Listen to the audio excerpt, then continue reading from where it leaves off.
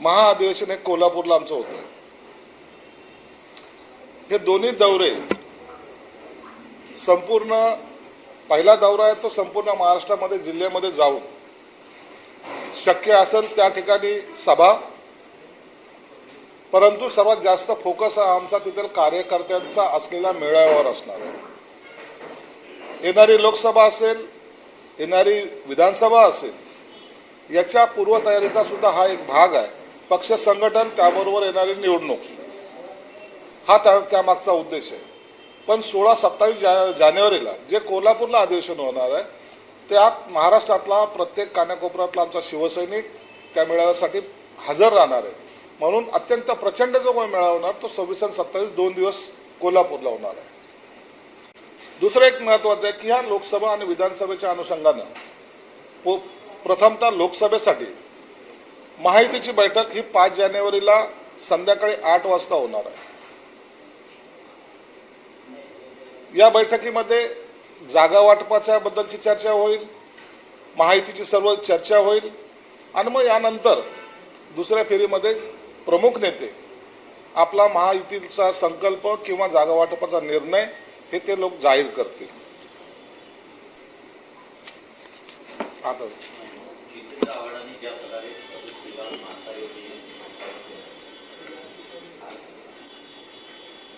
कोल्हापूरमध्ये आपण जात आहात, कोल्हापूरमध्ये आपण येत आहात, कोल्हापूरच्या आपल्या ज्या दोन्ही जागा आहेत लोकसभेच्या त्याचा रिपोर्ट कुठेतरी निगेटिव्ह येतोय। त्या जागा बदलल्या जातील, विद्यमान जे खासदार आहेत त्यांना संधी मिळणार नाही अशा पद्धतीचं बोललं जातं, नेमकी काय?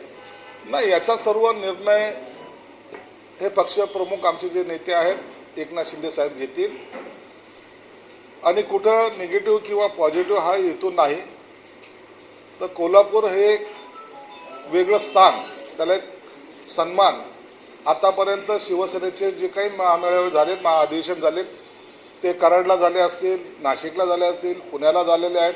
मग आता हे कोल्हापूर स्थान आम्हाला तिथून याची सुरुवात करायची म्हणून कोल्हापूर निवडलेलं आहे।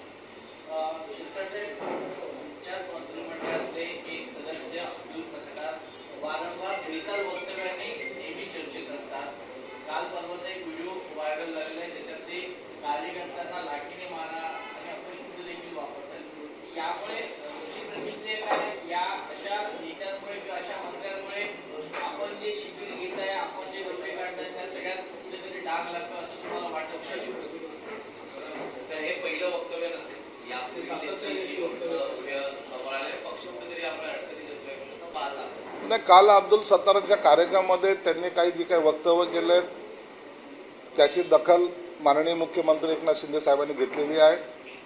आज कॅबिनेटची बैठक आहे, त्या बैठकीनंतर शिंदे साहेब आणि त्यांच्यामध्ये निश्चित याच्याबद्दल संवाद ठरणार आहे।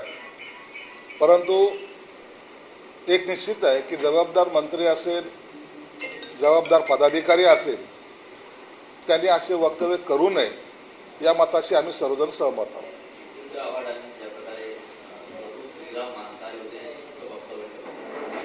जितेंद्र आव्हाडने रामाबद्दलचे जे काही वक्तव्य काल केले ते वक्तव्य तुम्ही त्याला सरळ असं अर्थाने घेऊ नका। शरद पवारच्या उपस्थितीमध्ये त्यांच्या व्यासपीठावर जितेंद्र आव्हाड जेव्हा बोलतो याचा अर्थ ती शरद पवारांची भूमिका आहे। शरद पवार त्याच्या तोंडातून ते वदवले गेलं असावं असं माझं मत आहे। कारण की त्यांच्या स्टेटमेंटला कुठेही शरद पवार साहेबांनी त्याला की हे चुकीचं आहे असं कुठेही त्यांनी सांगितलेलं नाही। एक फक्त दुर्दैवाची गोष्ट आहे असे वक्तव्य करून आपल्यातले, ज्याला आपण आपले म्हणतो, ते आपल्या देवताबद्दल असं वक्तव्य करतात, परंतु दुसऱ्या एखाद्या समुदायाबद्दल जर असा बोलला असता तर जितेंद्र आव्हाडचे कपडे लोकांनी फाडले असते। सोपं काय जातंय, स्वतःचं राजकारण करत असताना इतरांची मतं आपल्याला कशी मिळतील त्यापुरतं मर्यादित राहून असे स्टेटमेंट करणं। आता राम मंदिराचं उद्घाटन होतंय, देशामध्ये जल्लोष आहे, त्यावेळेला असे वक्तव्य करून त्या हिंदू धर्माच्या भावनावर मीठ चोळण्याचं काम त्यांनी केलेलं आहे। आणि दुर्दैव असं आहे जे स्वतःला हिंदुत्वाचे राजे महाराजे काय काय म्हणतात, ज्यांच्याकडे वारसा आलेला असे जे म्हणतायत ते याच्यावर ब्रश शब्दही बोलत नाहीत। त्यांना याच्याबद्दलचं काय मत आहे जर विचारलं तर आतापर्यंतच्या आता या घडीपर्यंत त्यांनी एकही त्याचा निषेध किंवा त्याला विरोध केलेला नाही। मतासाठी लाचारी करणारी ही जी काही मंडळी जमा झालेली आहे याला येणाऱ्या लोकसभेमध्ये आणि विधानसभेमध्ये जनता जरूर त्यांचा रस्ता दाखवेल। परंतु एक लक्षात ठेवा, हिंदूच्या भावना भडकवण्याचा किंवा त्यांच्या देवतावर अपमान जर कराल तर त्याचा परिणाम तुम्हाला भोगावा लागेल, हे एवढं मात्र निश्चित आहे।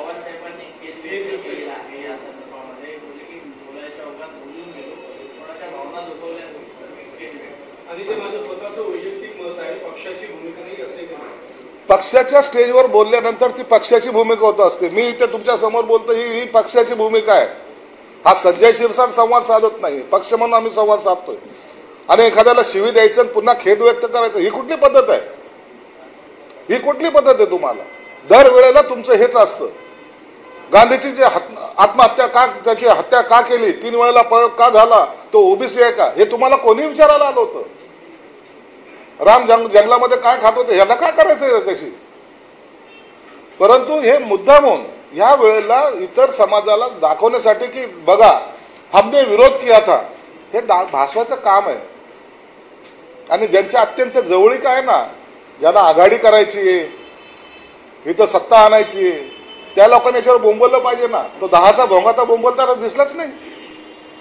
म्हणजे यांचा सगळ्याची मूक संमती आहे, इतरांचे मतं घेण्यासाठी केलेली ही लाचारी आहे। म्हणून आवडचे जी त्याला तशी किंमत आम्ही देत नाही, परंतु या मोठ्या नेत्यांनी त्याला त्याच्या तोंडी भरवलेली वाक्य हे मी आवर्जून सांगतो।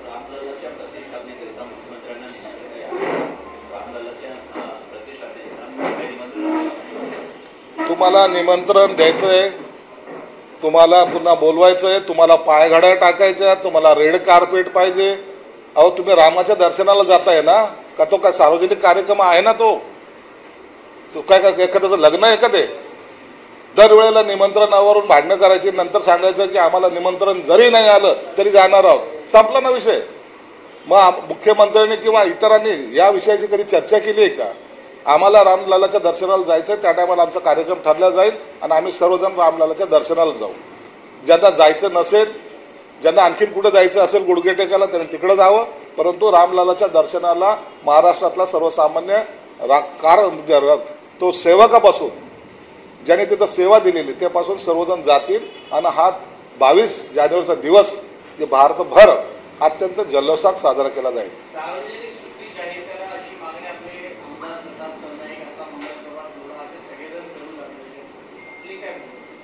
यावर मुख्यमंत्री आणि त्यांचे सहकारी निर्णय घेतील। त्यांनी त्यांच्या भावना व्यक्त केलेल्या आहेत आणि त्याचा आदर आम्ही जरूर करतो, परंतु ते करायचं का नाही हा निर्णय मुख्यमंत्री करतील।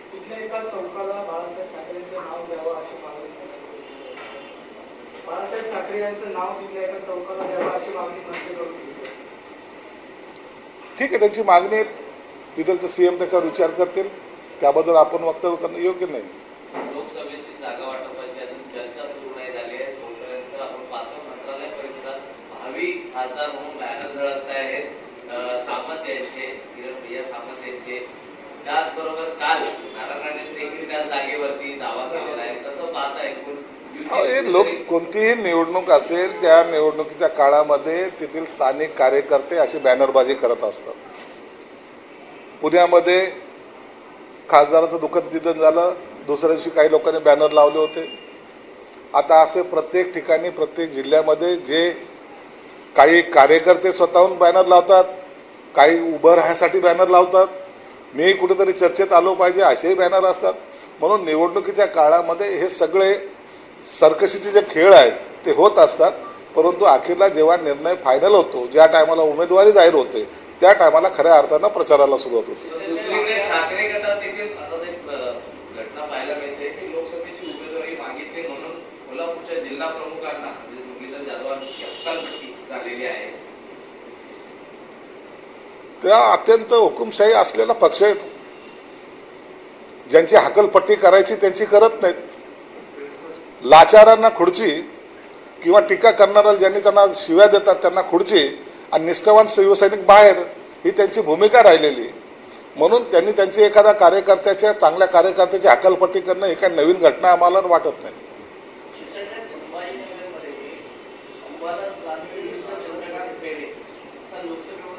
काही दिवसांपूर्वी वाद पाहायला मिळाला. आपलं काय मत आहे की कोणाला जागा मिळेल आणि आपला उमेदवार तिकडे विजयी होईल कसं आहे? जागा तिथे कुणालाही जरी मिळाली तरी शिवसेनेचा उमेदवार त्या ठिकाणी विजयी होणार. ती जागा आमच्याकडे आहे, शिवसेनेकडे आहे. आता तर चालतात ना काय. खैरे सिनियर आहेत, त्यांनी आराम करावा असं दानवेला वाटत असेल. आता मग दानवेने जो त्या टायमाला काय ते रथ जो काय तयार केलेला आहे, ॲन्युटी व्हॅन काय ज्याला म्हणतात, ते स्वतः. मग काय मी गाडी घेणार आणि तुम्हाला बसवणार का? ती गाडी त्याच्यासाठीच होती. पक्षप्रमुखाकडे भरपूर गाड्या आहेत, ते आणखीन अंबादासला माहीत नाही. मराठा आरक्षणासाठी मुख्यमंत्र्यांमध्ये निर्णय घेण्याची क्षमता आहे, मात्र इच्छाशक्तीचा अभाव आहे, असं राजेश टोपे यांनी म्हटलं. राजेश टोपेंना चांगल्या प्रकारे माहिती आहे की माननीय मुख्यमंत्र्यामध्ये कोणताही निर्णय घ्यायची किती क्षमता आहे आणि ती क्षमता त्यांनी वारंवार सिद्ध करून दाखवलेली आहे. मग ते उठावापासून तर आतापर्यंत सगळे निर्णय हे मुख्यमंत्री घेतात आणि जो निर्णय घेतात त्यातून पुढे माघार त्याची घेतलेली नाही. म्हणून मराठा आरक्षणासंदर्भामध्ये सुद्धा आज पूर्ण महाराष्ट्रातील मराठा समाज मुख्यमंत्री साहेबांनी शिवराज शपथ घेतली ह्या एकाच फक्त घटनेवर आज शिंदे साहेबांवर विश्वास ठेवून आहे. आणि त्यांना माहिती जर आपल्याला आरक्षण मिळेल फक्त शिंदे साहेबच देऊ शकतात, हा त्यांचा ठाम विश्वास आहे. म्हणून तुम्ही आजही पहा मुख्यमंत्र्यांचे असलेले महाराष्ट्रातील दौरे, त्यांना मिळणारा प्रतिसाद, बाकींच्या लोकांच्या गाड्यावर फेकलेले दगडं, त्यांना दाखवलेले काळे झेंडे, यातला फरक तुम्ही समजून घ्या. म्हणून मुख्यमंत्री साहेब निर्णय घेतात आणि पूर्ण ताकदीनिशी, पूर्ण क्षमतेने आणि विचारपूर्वक घेतात. आज दिया कल वापस लिया ही पद्धत मुख्यमंत्र्यांकडे नाही. आता त्याच तर प्रश्न सुरू आहे. जर मला माहिती असतं तर हे मोर्चे बाकी निघले नसते. त्याचा निर्णय योग्य वेळी निश्चित होईल. अंगणवाडी सेविका 2 दिवसांपासून आझाद मैदानावरती उपोषणाला बसलेले आहेत. मुख्यमंत्र्यांकडून अपेक्षा आहेत, कालची बैठक निष्फळ ठरलेली आहे, पालकमंत्री देखील चर्चेत आहेत. मात्र ज्या विभागाचा संबंध आहे त्या महिला बालविकास मंत्री तिकडे पोहोचत नाही आहेत, महिला बसलेल्या आहेत. काहीतरी सरकारने याचं गांभीर्य घ्यावं असं त्यांचं मत आहे. सरकारने अत्यंत गांभीर्याने घेतलेलं आहे आणि हा विषय आताचा नाही. मुख्यमंत्री साहेबांनी त्यांच्या पेन्शनची योजना त्यांना लागू केली, त्यांना मोबाईलची सुविधा सुरू केलेली आहे. ज्यांना ज्या ज्या सुविधा देता येतात त्या सर्व देण्याचा प्रयत्न केलेला आहे. काही लोक त्या मोर्चेमध्ये सुद्धा मिरवायला गेली होती. अंगणवाडी सेविकाच्या बद्दल माझं ऑपरेशन झालं होतं नसता आणि नंतर तातडीने सत्ता गेली नसता मी दिलं असतं. 2.5 वर्ष ऑपरेशन चालत नव्हतं हे सगळ्या जगाला माहिती. आणि म्हणून स्वतःच्या लोकांना बेघर करणारे लोक या सेवकांना कधी आपलंसं करतील असं मला वाटत नाही. म्हणून मुख्यमंत्र्यांनी काल एक बैठक घेतलेली आहे. आजही मुख्यमंत्र्यांनी कॅबिनेटमध्ये सुद्धा याबद्दलचा काही चर्चा करता येते, काय आपल्याला देता येतं का याची चर्चा होणार आहे. आणि म्हणून त्याचा चिंता करायची काम नाही आहे. अंगणवाडी सेविकांना योग्य तो न्याय हे सरकार देणार आहे. जितेंद्र आव्हाड ने जिस तरीके का कल बयान दिया राहुल के ऊपर, आज वो फिर माफी मांगते हुए नजर आ रहे, कैसे देखते हैं? अरे जितेंद्र आव्हाड वो जो कोई अकेला उसकी मन की बात नहीं कही है उसने शरद पवार साहब की और उद्धव ठाकरे साहब के मन की बात कही है. वो चाहते थे वो बोला है ना, शरद पवार साहब के सामने ही बोला है उसने, उनके पीछे नहीं बोला. या तो शरद पवार साहब ने उनको रोकने की कोशिश भी नहीं की, ना तो शरद पवार साहब ने उसके ऊपर कोई बयानबाजी की है. ये सब चीजें जो हुई है ये जानबूझ के की गई. लेकिन एक बात जरूर है, जहां राम मंदिर का निर्माण होने जा रहा है, उसका उद्घाटन होने जा रहा है और ये अच्छी घटना को कैसा तभी कलंकित करे, उसको कहीं ना कहीं डैश लगाए, उसको कहीं काला धब्बा लगाए, ये समाज में के कुछ ऐसी जो गंदी प्रवृत्तियां रहती है उनका ये काम रहता है. और वही लोग ये कह सकते हैं. बाकी लोगों के वोटर्स अपने तरफ कैसे आए खींचे, हिंदू धर्मियों को कोई भी गाली दिए तो चलता है, कुछ भी बके तो चलता है, ये उनकी जो धारणा हुई इसका जवाब लोग ये आने वाले लोकसभा और विधानसभा में देगा. अब्दुल सत्तार ने जिस तरीके से स्टेटमेंट दिया पब्लिक में, उसको लेकर काफी क्या कहेंगे? अब्दुल सत्तार का स्टेटमेंट मैंने अभी मोबाइल पे इस पे देखा है और मुख्यमंत्री साहब ने भी शायद उसके बारे में गंभीरता से लिया है. मुझे लगता है आज कैबिनेट है, कैबिनेट के बाद उसके बारे में वो मंत्रीगण है, उनसे एकनाथ शिंदे साहब जो भी उनसे बात कहने की करेंगे. लेकिन कोई भी मंत्री रहो, ऐसी बात तरीके की बयानबाजी नहीं होना चाहिए। ऐसे कॉमन आदमी का भी मानना है और हमारा भी वैसे कहना है। मुंबई ट्रांस हार्बर लिंक को लेकर आरटीसी तेज चल रही है। अभी फिर से एक बार ट्वीट किया आदित्य ठाकरे ने और ये मांग कर रहे हैं कि उसे टोल फ्री किया जाए। वही कैबिनेट में डिसीजन लिया जाएगा कि उसका कितना चार्जेस लगेगा। मेरी जो मालूमत है, आदित्य ठाकरे के कोई आदमी को, आजकल वो ये सब टेंडर ही देखते ना, पब्लिक का देखते नहीं है, तो उनको वो टेंडर ना मिलने की वजह से उन्होंने की भी ये हरकतें हैं। उसके आदमी को कोई टोल नहीं मिला, उसका नाम भी मुझे पता है, लेकिन उसको नहीं मिला बोल के उन्होंने ये बोला है। अब तो भी सरकार कभी भी पॉजिटिव रहती है कॉमन लोगों के लिए। आप देखेंगे समृद्धि महामार्ग जो बना है, ट्रक को 2000 रुपए का टोल लगता है, लेकिन ट्रक के ओनर से पूछो तुम्हारा फायदा क्या है, तो वो बोलता है 1500 का मेरा डीजल बचा है और मेरा जो टाइमिंग लगता है वो कम हुआ है, जिससे ट्रिप बढ़ी है। दूसरी बात है, मेरा एक्सीडेंट का जो रहता था वो प्रमाण कम हो गया, मेंटेनेंस कम हो गया। फायदे की जो भी चीजें कॉमन लोगों के लिए वो सरकार करेगी। आज भी कैबिनेट के मीटिंग में इसके बारे में चर्चा जरूर होगी और शायद 2 बजे के बाद खुद सीएम इसके ऊपर निर्णय भी जाहीर करने वाले हैं। हाच प्रश्न जरा मराठीत घेतला तर बरं होईल। जो एफटीएसचा विषय आहे ते कुठेतरी नागरिक गांभीर्याने घेत आहेत। 500 रुपये टोल आकारला जाणार असल्याची देखील माहिती मिळते। काय नक्की सत्यता आहे? हे टोल संदर्भामध्ये, महानगरपालिकेच्या टेंडरच्या संदर्भामध्ये फक्त यांना तेवढाच एक ग्राउंड मिळालेला आहे। माझ्या माहितीप्रमाणे या टोलमध्ये सुद्धा त्यांचा माणसाला टेंडर भेटलं नाही म्हणून त्यांनी ही केलेली बडबड आहे। मग जनतेचे प्रश्न, मग जनतेचा पैशाची लूट, हे सगळं बकवास फक्त आपल्या माणसाला टेंडर ना मिळाल्यामुळे केलेली आहे। तरी सरकार कधीही या सर्वसामान्यांच्या प्रश्नावर सिरियस असतं। आता कॅबिनेटमध्ये या टोल संदर्भामध्ये सुद्धा चर्चा होणार आहे आणि किती कमी करता येईल किंवा काय सुविधा देता येईल, आणखीन काय काय त्यांना कमी जास्त करता येईल यावर निर्णय होणार आहे। 2 वाजेच्या नंतर जेव्हा कॅबिनेट संपेल त्या टायमाला माननीय मुख्यमंत्री यावर पत्रकार परिषदेमध्ये या टोल संदर्भामधला आपला निर्णय जाहीर करणार आहेत। एबीपी माझा, उघडा डोळे बघा नीट।